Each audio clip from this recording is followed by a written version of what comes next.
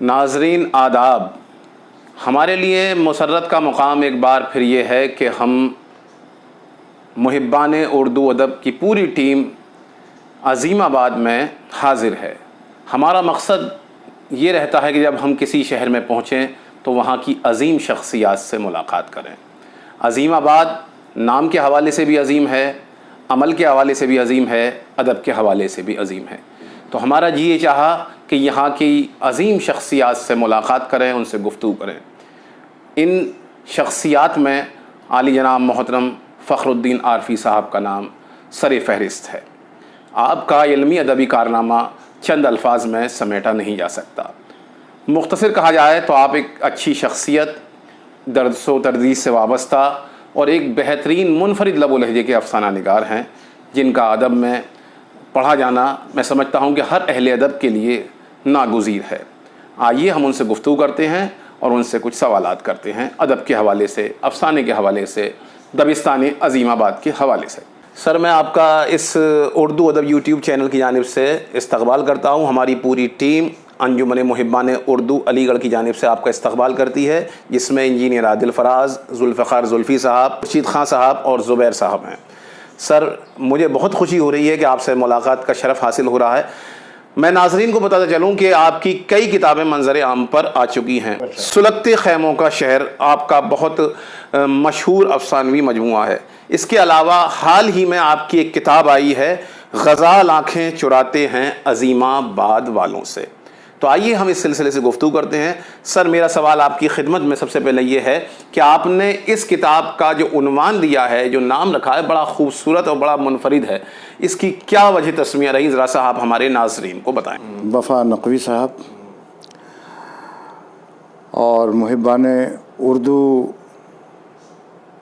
کے تمام ارکان، خورشید خان صاحب اور دیگر اہم شخصیتیں جو ناچیز کے غریب خانے پہ آج تشریف فرما ہیں، میں سبھوں کا از حد ممنون ہوں، مشکور ہوں اور اپنے دل کی اتھاہ گہرائیوں سے شکریہ ادا کرتا ہوں۔ یقیناً آپ حضرات کی یہ قربانی اردو کے لیے ہمیشہ یاد رکھی جائے گی کہ اتنے سخت موسم کے باوجود، اتنے گرم موسم کے باوجود آپ نے یہ ثابت کر دیا کہ موسم خواہ کتنا بھی گرم ہو، اگر دل کا موسم صحیح ہو اور خوشگوار ہو تو یہ فطری موسم کو بھی بے اثر کر دیتا ہے۔ اور یہ جو دل کا موسم ہے، اس میں اردو کی بارش ہو رہی ہے، اردو کی پھواریں محسوس کی جا رہی ہیں، جس کا احساس ہم اپنے دلوں کے صحن میں محسوس کر رہے ہیں۔ جہاں تک وفا نقوی صاحب نے یہ سوال مجھ سے کیا کہ اس کتاب کو لکھنے کی آپ کو سے ملی، جس کتاب کا نام ہے غزال آنکھیں چراتے ہیں عظیم آباد والوں سے، تو سب سے پہلے میں اپنا مختصر تعارف آپ حضرات سے کرا دینا چاہتا ہوں، قبل اس کے کہ اس کتاب کی وجہ تسمیہ پر روشنی ڈالوں۔ میرا نام محمد فخر الدین ہے اور قلمی نام فخر الدین عارفی ہے۔ عظیم آباد کے ایک محلہ محمد پور شاہ گنج میں 29 جنوری 1954 عیسوی کو میری پیدائش ہوئی۔ تعلیمی سلسلہ بھی اسی شہر میں رہا۔ بہار یونیورسٹی مظفر پور سے میں نے اردو میں ایم اے کیا اور اس کے بعد میں درس و تدریس کے پیشے سے وابستہ ہو گیا اور کچھ ہی سال قبل سبکدوش ہوا ہوں اپنی ملازمت سے۔ ملازمت کے دوران بھی میں اردو کی طرف سے غافل نہیں رہا اور بہار میں اردو تحریک کا ایک اہم علمبردار بن کر میں نے اپنی پوری زندگی گزاری، اور مجھے اس بات کا شرف حاصل ہے کہ میں نے غلام سرور صاحب، جن کو شیر بہار کہا جاتا ہے، ان کے ساتھ بھی ایک طویل عرصے تک رہ کر کے اردو تحریک کا کام کیا۔ پھر پروفیسر عبدالمغنی صاحب، جو ایک اہم ناقد کی حیثیت سے پوری اردو دنیا میں جانے جاتے ہیں، ماہر اقبالیات تصور کیے جاتے ہیں اور متھلا یونیورسٹی کے وائس چانسلر بھی رہے وہ، ان کے ساتھ 35 برسوں تک میں نے اردو تحریک کا کام کیا، اردو زبان کے فروغ کے لیے ہر ممکن جد و جہد کی، جس کے نتیجے میں بہار میں उर्दू दूसरी सरकारी ज़ुबान बनी। क्या बात। और पूरे मुल्क में रियासत जम्मू व कश्मीर के बाद बिहार वो पहली रियासत है जहां डॉक्टर जगन्नाथ मिश्रा जब वज़ीर आला थे बिहार के, तो 1980 ईस्वी में उन्होंने अपनी पहली कैबिनेट में उर्दू को सेकंड ऑफिशियल लैंग्वेज बनाने का फैसला किया कैबिनेट में। और उसके बाद उर्दू का कारवां बहुत तेज़ी से आगे बढ़ता रहा। ट्रांसलेटर की बहाली हुई, असिस्टेंट ट्रांसलेटर की बहाली हुई, और तमाम सरकारी दफातर में उर्दू दा अमले की बहालियाँ अमल में आईं, जिनसे हज़ारों हज़ार लोगों को रोज़गार के मौक़े फराहम हुए। अब अपने बारे में बताता चलूँ कि मैं बुनियादी तौर पर अफसाना निगार हूँ, और मेरी किताब आज से 40 साल कबल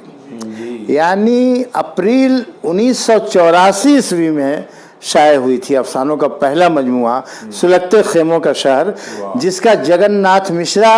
जो वज़ीर आला रह चुके बिहार के कई मरतबा, उनके दस्ते मुबारक से उसका इजरा अमल में आया था। और प्रोफेसर अब्दुल मुग़नी ने उस इजरा के प्रोग्राम का दावतनामा अपने दस्तखत ख़ास से जारी किया था। ये मेरे लिए बड़ी बात है कि प्रोफेसर अब्दुल मुग़नी ने उसको ऑर्गेनाइज़ किया था। उसके बाद फिर एक मजमुआ हमारा प्रेस में है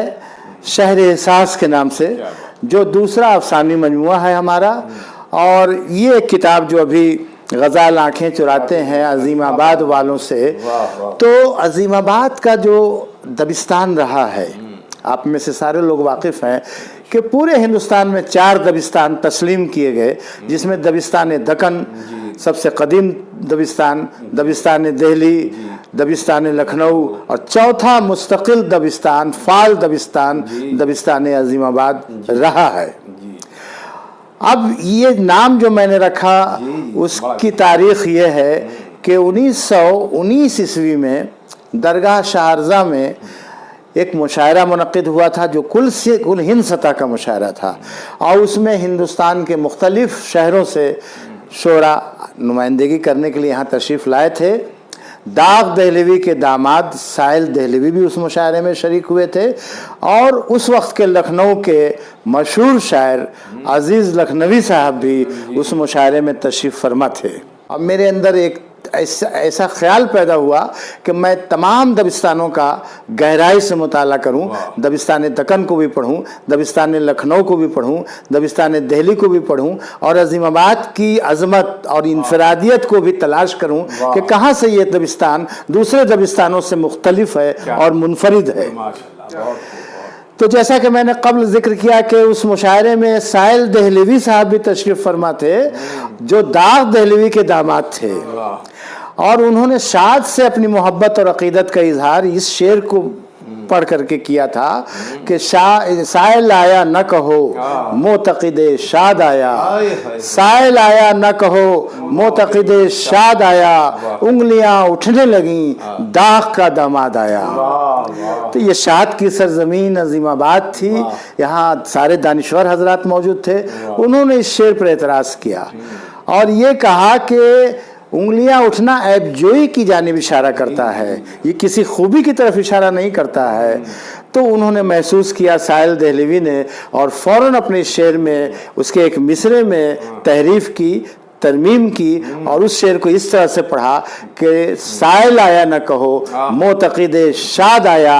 हाजिबे बाबे असर बंदे इमदाद आया। इमदाद इमाम असर की जानिब इशारा करके उन्होंने ये शेर पढ़ा। तो ये है दबिस्तान अज़ीमाबाद की अज़मत कि साहिल दहलवी ने भी एतराफ़ किया और अज़ीज़ लखनवी ने भी एतराफ़ किया। अल्लामा इक़बाल ने भी शाद अज़ीमाबादी को अपने ख़त में ये लिखा कि अगर अज़ीमाबाद करीब होता तो मैं आपसे इस्तिफ़ादा के लिए बार बार अज़ीमाबाद आता। गालिब जैसे खुदसर शायर जो किसी को नहीं लगाते थे, उनको एहसास था कि मैं गालिब हूँ और सब पर गालिब हूँ, और आज गालिब है, वो गालिब सब पर गालिब हैं। लेकिन उन्होंने भी आगरा से कलकत्ता जाते हुए अपने वजीफ़े के ताल्लुक़ से दरियाई सफ़र के दौरान एक शब अज़ीमाबाद में क़याम किया था। दरियाए गंगा में उनकी कश्ती रही रात भर, اور وہیں انہوں نے یہ دریائے سون ندی ہے یہاں، سون ندی پر بھی شعر کہا فارسی میں، اور یہ شعر اہل عظیم آباد کی نظر کیا کہ گفتمش چے بود عظیم آباد، گفتمش چے بود عظیم آباد، گفت رنگین طرز فضائے چمن۔ اس کتاب اس شعر کو بھی میں نے اپنے سرنامے میں یہاں پر پیش کیا ہے کہ گفتمش چے بود عظیم آباد، گفت رنگین طرز فضائے چمن۔ داغ دہلوی کو بھی عظیم آباد آنے کا شرف حاصل ہوا،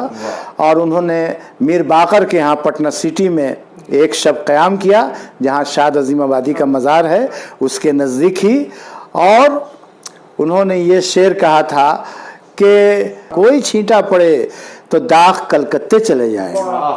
کوئی چھینٹا پڑے تو داغ کلکتے چلے جائیں، عظیم آباد میں ہم منتظر ساون کے بیٹھے ہیں،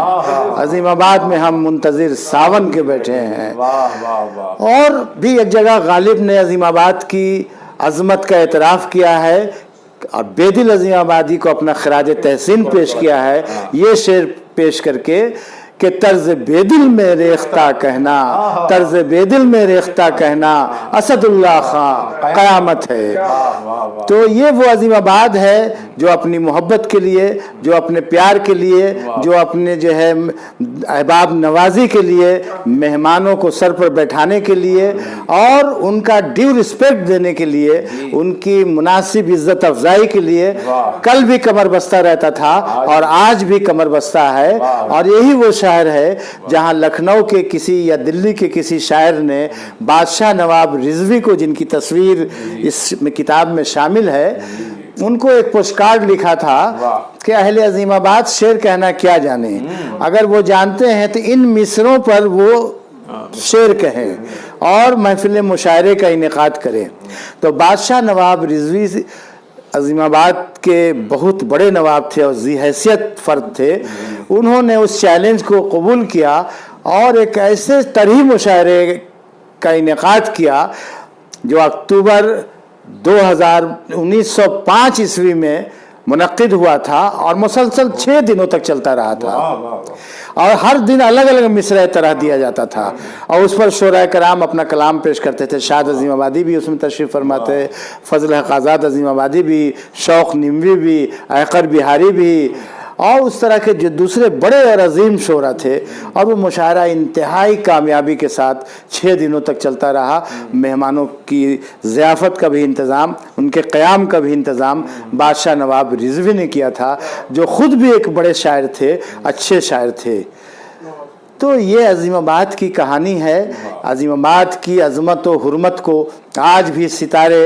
جھک کر سلام کرتے ہیں، اور چاند کی منور کرنیں، سنہری کرنیں اس کے مانگ میں افشاں بھرنے کا کام انجام دے رہی ہے۔ بہت شکریہ محترم، آپ نے بڑی اچھی گفتگو کی انجمن محبان اردو سے، اردو ادب یوٹیوب چینل کے لیے،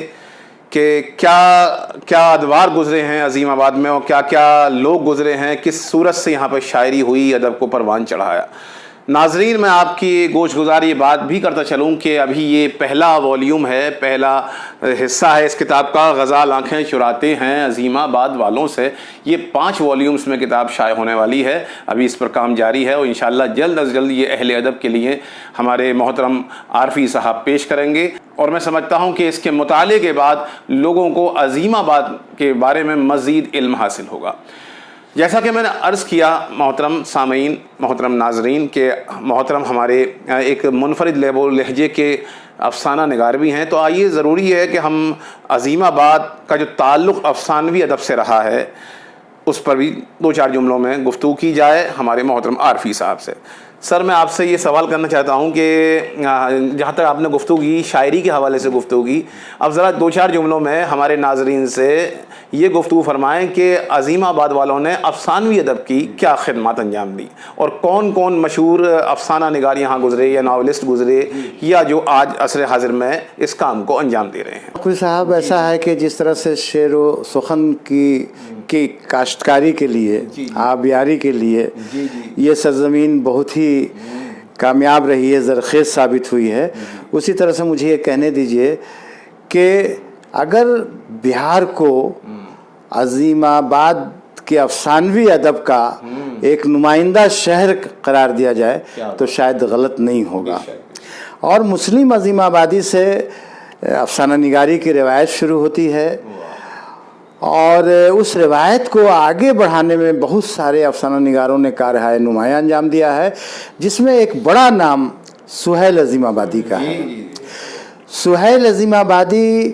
نے ناولٹ بھی لکھے، افسانے بھی لکھے، اور کئی افسانوی مجموعے بھی ان کے شائع ہو چکے ہیں۔ ابھی ان کے انتقال کے بعد بھی ان کا ناول آیا ہے۔ ان کا ایک ناولٹ جو لکھا تھا انہوں نے، شاعر کے ناولٹ نمبر میں شائع ہوا تھا، اور پھر بعد میں اس کو مزید اس میں اضافہ کر کے ناول کی شکل دی گئی، اور سہیل عظیم آبادی نے اس کو شائع کرایا، جس ناول کا نام تھا بے جڑ کے پودے۔ تو بے جڑ کے پودے، سہیل عظیم آبادی نے بھی اردو زبان کی بہت خدمت کی ہے۔ انہوں نے محسوس کیا کہ ہمارے سماج میں جو یہ حرامی بچے ہیں، جن کے والد کا کوئی پتہ نہیں ہے، ان کا کوئی مستقبل نہیں ہے، تو اس کو انہوں نے تعبیر دیا بے جڑ کے پودے جو ہے۔ اب مسٹر سنہا کا ایک کردار پیش کر کے ان کے اندر اتنا کانفیڈنس پیدا کیا کہ ان بچوں کی جن کے کوئی باپ نہیں ہے، وہ غلط جسمانی تعلق کے نتیجے میں پیدا ہو جاتے ہیں، لیکن ان بچوں کا کیا قصور ہے؟ ان کو بھی سماج کو جینے کا حق دینا چاہیے، ان کو معمول کی زندگی گزارنے کے مواقع ملنے چاہیے۔ تو سہیل عظیم آبادی نے بھرپور طور پر اس بات کی وکالت کی کہ حرامی بچے جو ہیں، جو بے نام بچے ہیں، ان کو بھی سماج حقیر نظروں سے نہیں دیکھے، اور ان کو بھی بڑھنے کا، پھلنے پھولنے کا، علم حاصل کرنے کا، اور سماج میں یکساں طور پر باعزت زندگی گزارنے کا پورا موقع دیا جائے۔ تو اس ناول بے جڑ کے پودے کا کافی اثر ہوا، اور ہر جانب سے اس کا خیر مقدم کیا گیا، اس لیے کہ انسانیت بھی تو کوئی چیز ہے۔ وہ بچے جو کسی بھی بطن سے، کسی بھی ماں کے بطن سے پیدا ہوئے، اس بچے کا تو کوئی قصور نہیں ہے، تو اس کو زندہ درگور کر دینا، تو یہ تو یاد دلاتا ہے اہل عرب حضور صلی اللہ علیہ وسلم کی پیدائش سے قبل کا، کہ جو ہوتی تھی پیدا کسی گھر میں دختر، تو خوف شماتت سے بے رحم مادر پھر یہ دیکھتی تھی جب شوہر کے تیور کہیں زندہ گاڑ آتی تھی، وہ اس کو جا کر وہ گود ایسی نفرت سے کرتی تھی خالی، جنے سانپ جیسے کوئی جننے والی۔ تو اگر ہم اسی روایت کو قائم رکھتے ہیں تو حضور صلی اللہ علیہ وسلم کا وہ دور جہالت کا عرب اور موجودہ سماج، اس میں کیا فرق رہ جائے گا؟ تو یہ ایک اہم موضوع پہ سہیل عظیم آبادی نے ناول لکھا۔ وہ اچھی شاعری بھی کیا کرتے تھے، اور ان کے کچھ اشعار بھی میں آپ کو سنانا چاہوں گا آپ حضرات کو، جو ہے کہ ان کا ایک شعر ہے کہ پتھر تو ہزاروں نے مارے تھے مجھے لیکن، پتھر تو ہزاروں نے مارے تھے مجھے لیکن، جو دل پہ لگا آ کر ایک دوست نے مارا تھا، جو دل پہ لگا آ کر ایک دوست نے مارا تھا۔ تو وہ شاعری بھی کیا کرتے تھے، لیکن اس کو لوگوں کے سامنے لایا نہیں انہوں نے، اور شاعری کی جب شروعات کی تو ان کے استاد تھے علامہ جمیل مظہری،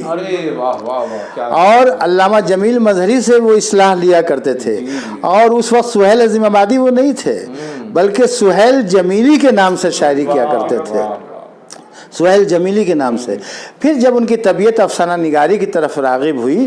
تو انہوں نے سہیل عظیم آبادی اپنا رکھا، اور وہ عظیم آباد جو نہ جانے کتنے لوگوں کے خوابوں کا عظیم آباد تھا، یہ وہ شہر پٹنہ جسے عظیم آباد کا نام 1704 عیسوی میں اورنگزیب کے پوتا عظیم الشان نے دیا تھا، پاٹلی پترا کا نام تبدیل کر کے عظیم آباد رکھا تھا، اور پاٹلی پترا کا نام چندر گپت موریہ کے وقت میں، اشوک کے وقت میں، راجہ بندوسار کے وقت میں کافی مشہور تھا۔ پھر عظیم آباد کا اس سے بھی قدیم نام کسم پورا تھا، اور کسم پورا تھا، اور دونوں کے معنی ہوتے ہیں پھول، پشپ مانے بھی پھول اور کسم مانے بھی پھول۔ تو یہ شہر پھولوں کی بستی رہا ہے۔ آپ کی جو مادری زبان ہے یہ صرف اردو کی محبت نہیں ہے، یہ اپنے ماں کی بھی محبت ہے، اور اس ماں کے دودھ کا حق ادا کر رہے ہیں آپ لوگ، جس ماں نے آپ کو اپنا دودھ پلا کر جوان کیا، اور آج آپ کامیابی کے زینے سر کر رہے ہیں، زندگی کی شاہراہ پر زندگی کے منزلیں طے کر رہے ہیں۔ اور آئندہ بھی میں آپ حضرات کے لیے دعا گو ہوں کہ آپ تمام حضرات کا مستقبل تابناک ہو، زندگی میں بھی، عملی زندگی میں بھی، ادب میں بھی، زبان میں بھی، سماج میں بھی، اور ہر طرح سے آپ ایک کامیاب شخصیت بن کر ایک آئیڈیل کیریکٹر اپنا پیش کر سکیں۔ تو حضرات، ہم گفتگو کر رہے ہیں آج ایک عظیم شخصیت محترم فخر الدین عارفی صاحب سے۔ انہوں نے بہت اچھے انداز میں عظیم آباد کی پوری تاریخ آپ کے روبرو پیش کی، افسانوی ادب کے حوالے سے بھی گفتگو کی، شاعری کے حوالے سے بھی گفتگو کی۔ سر، ایک سوال اور آپ سے میں کرنا چاہوں گا۔ ایک دور ایسا آیا ہمارے افسانوی ادب میں کہ لوگوں نے کہانی کو بالائے طاق رکھ دیا،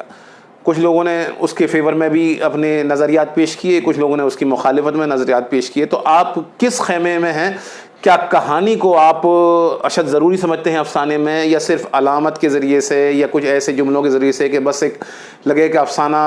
گڑھا جا رہا ہے؟ اس سلسلے سے ہمارے ناظرین سے آپ گفتگو فرمائیں، کیونکہ ہماری اس ناظرین میں طلبہ بھی ہیں اور آپ سے بہت کچھ سیکھنے کا موقع اس سلسلے میں۔ نقوی صاحب، آپ نے بہت اچھا سوال کیا۔ جدید افسانے، فیشن زدہ افسانے، تجریدی افسانے اور علامتی افسانے کے حوالے سے، تو مجھے یہ کہنے دیجئے، میرا اپنا جو ادبی موقف رہا ہے وہ یہ رہا ہے کہ افسانے کو بنیادی طور پر افسانہ ہونا چاہیے۔ آج اتنی مشینی اور کاروباری زندگی ہماری ہو گئی ہے، ہم ایسے دور سے گزر رہے ہیں کہ ہر طرف ہنگامہ خیزی ہے، افراتفری ہے، قدریں پامال ہو رہی ہیں، شکست و ریخت کا مسئلہ سامنے آ گیا ہے، اور اس زندگی میں پیسہ کمانے کی دوڑ میں انسان آج انسان سے اتنا دور ہو گیا ہے کہ وہ سیلف سینٹرڈ ہو گیا ہے۔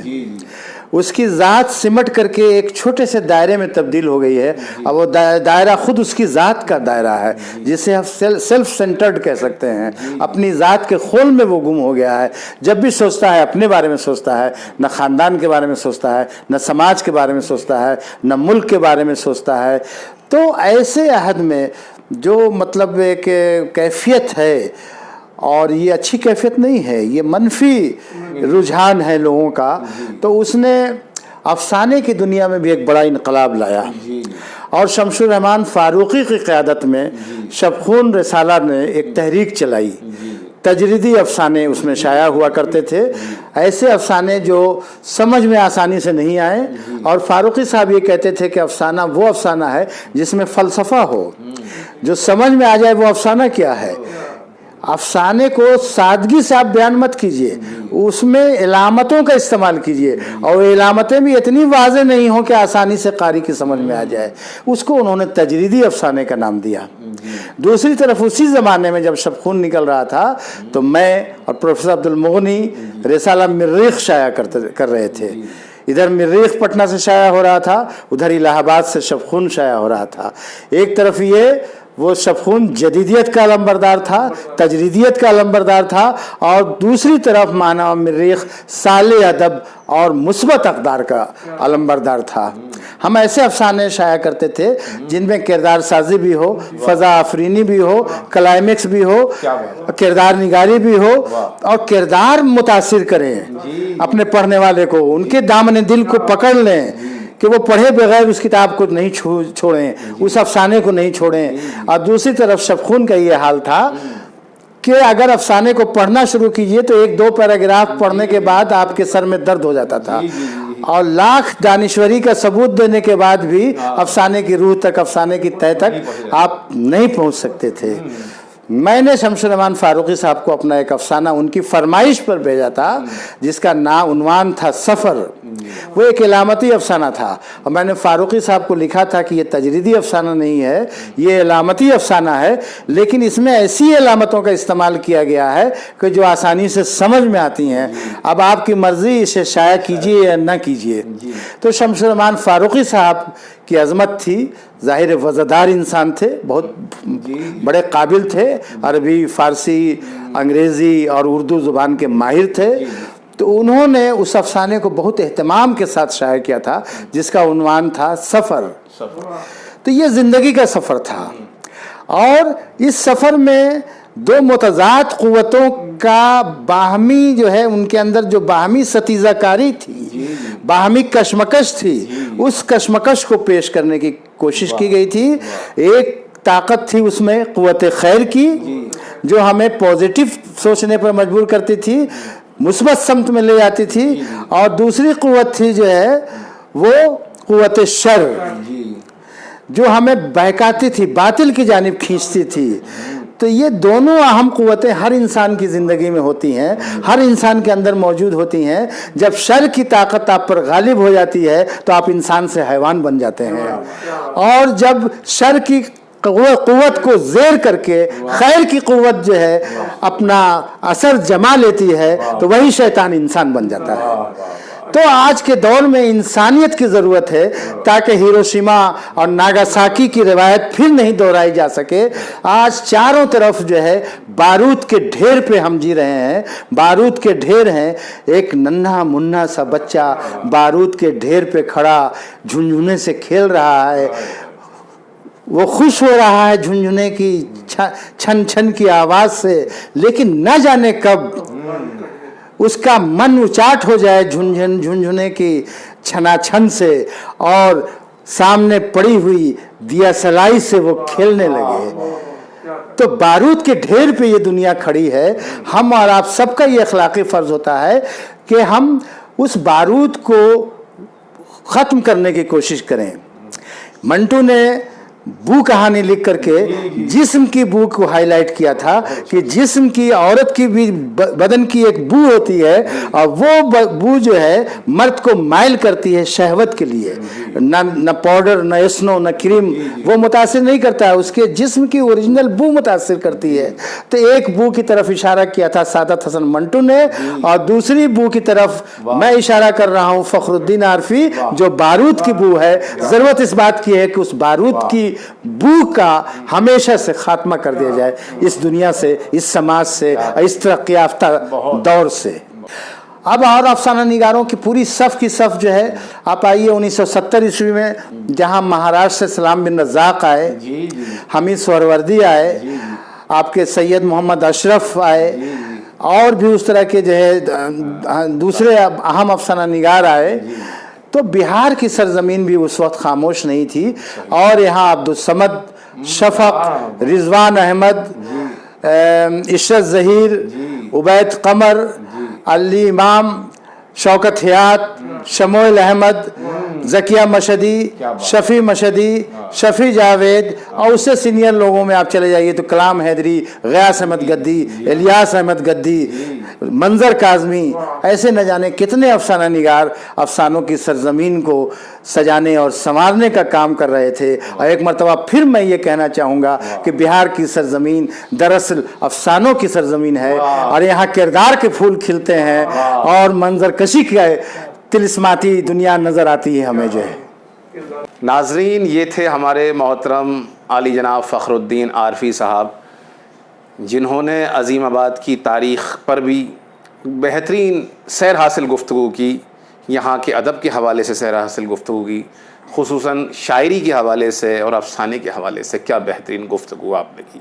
मैं इंतहाई शुक्रगुज़ार रहूँगा मोहतरम फ़खरुद्दीन आरफी साहब का कि उन्होंने अंजुमन मुहिब्बान उर्दू अदब यूट्यूब चैनल को अपना कीमती वक्त दिया।